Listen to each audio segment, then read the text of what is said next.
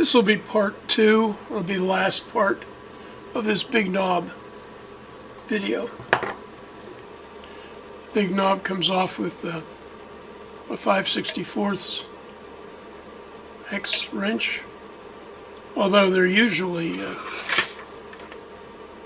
just standard screws.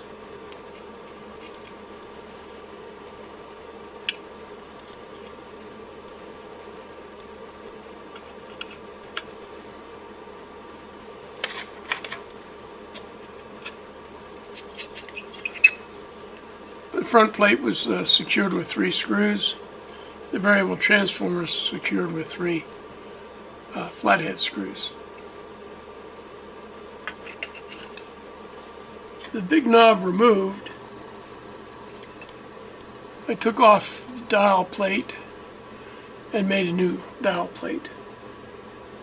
Now I realized in part 1 I cranked up to 150 volts on the voltmeter. There's 2 reasons for that being higher than the 140. 120 runs about 124 at my location, and we measured it with no load last time. The actual rating of the device, the input is officially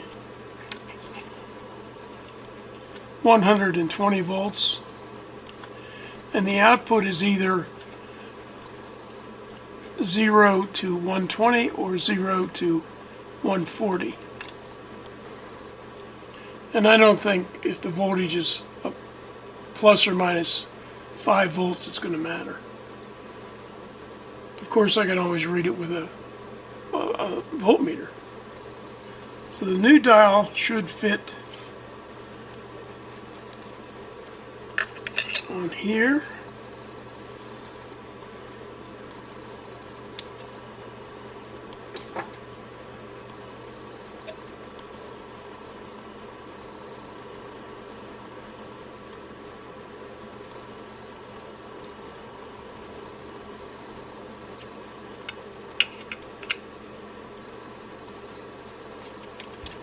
Turn the thing the whole way to the maximum.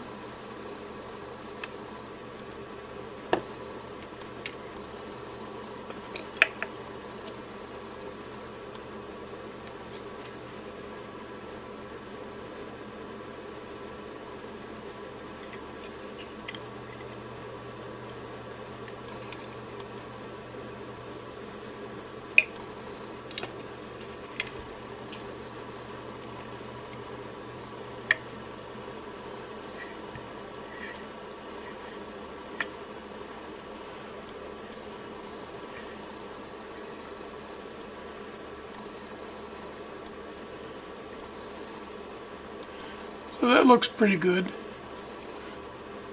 I think I'm going to just reinstall it in the case and I'll show you what comes next. I'm trying to get this thing back together, and as you saw in part 1 it had a permanently connected power cord. The way this permanently connected works, and you see a lot of this in older equipment, this piece, and I'll unfold it for you in a minute, is mashed down so that the cabinetry fits through this groove here and here. Okay, so this is outside the cabinet and this is inside the cabinet. What happens is this thing comes apart.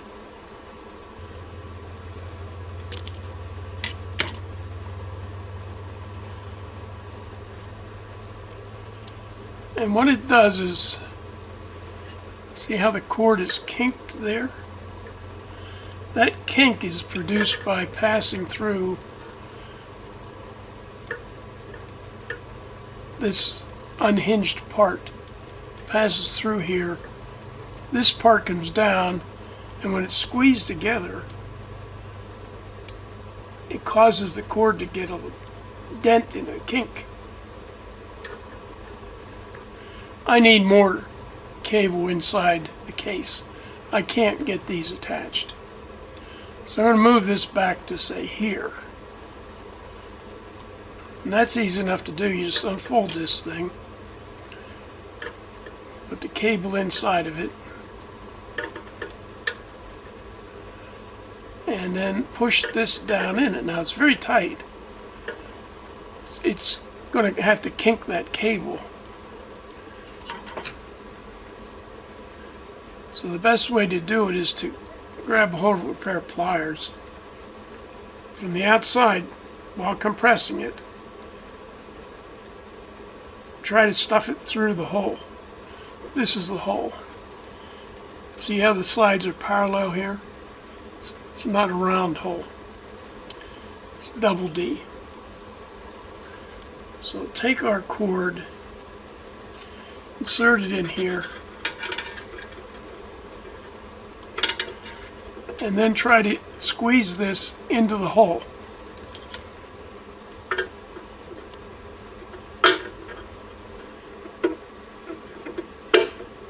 And there we snap it in.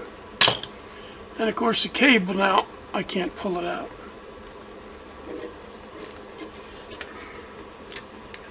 Hopefully that gives me enough that I can fold this back together. As I've said more than 20 times, with the sheet metal screw, line the hole up, put the screw in and turn it backwards,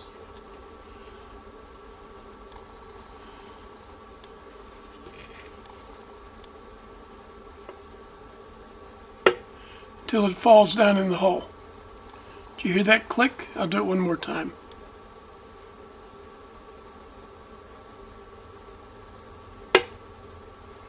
Then you can go forward and you won't cut a new thread.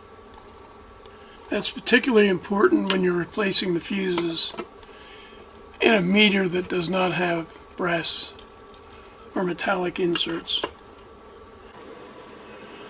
Well, what a difference a label makes.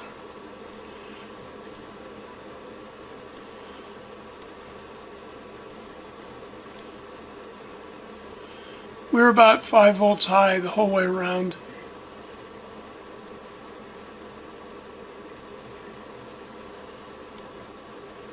But once we draw some load, it'll fall into place.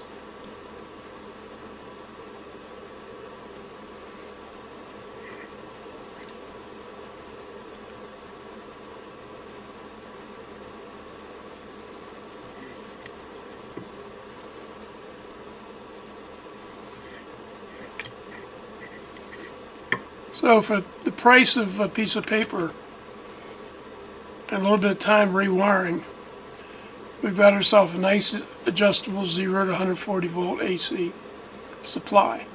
Now let me say this is not an isolation transformer. One side of the output, whatever voltage is selected, is still hot with respect to ground. So this is not an isolation device. It's merely a way of varying line voltage up to about 5 amps.